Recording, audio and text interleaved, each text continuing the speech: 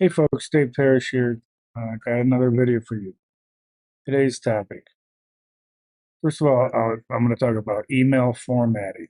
And originally this was going to be a workaround for all the problems you have when you're trying to craft an email, a Knack's email, have it go out, and then how it looks when you format the email is not how it ends up arriving.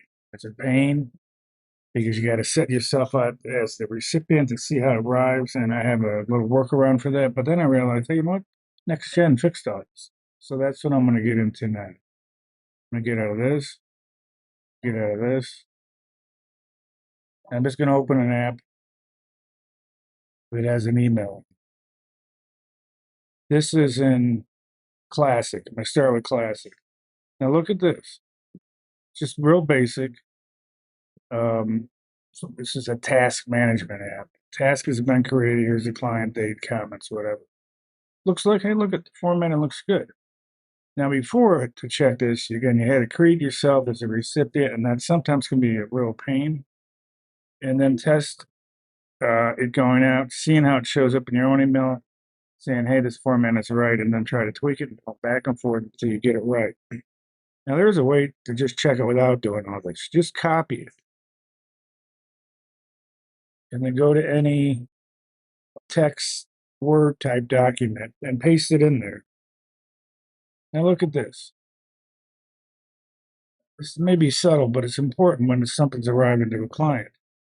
Over here, I'm going to have to go back and forth on this.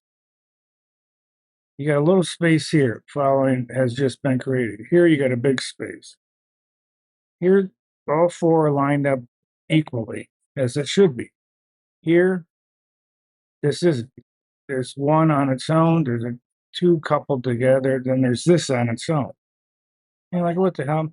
Now, this has to do mostly with hard returns and soft returns, if you know what they are. But point is, you got to go back and forth to get this right. Especially if it's a complicated email. I've done it. A client comes to me and says, oh, I got all these scenarios, I have emails to go out, and here's all the content.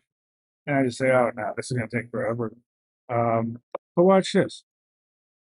I'm going to get rid of this example. And again, good trick if you're using Classic, pull up a document editor, paste it in there. You'll see if it's right or not. You can make the tweaks, repaste it, and you'll all be fine. Let's go to next gen. Doing a simple thing here. Let's go over here. Pages, here's that form, engage it.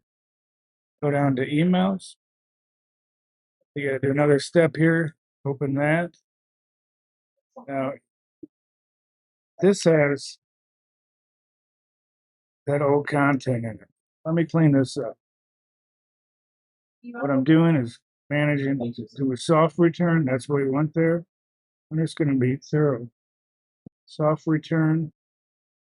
This one's probably a hard return. You can tell by you can't put a space in between there. Do this back. Go all the way. Soft return. That means you press shift return instead of straight shift. Okay. Now let's copy this. It looks just like it looked in next gen. And then we copy and paste it. It looks exactly as it should.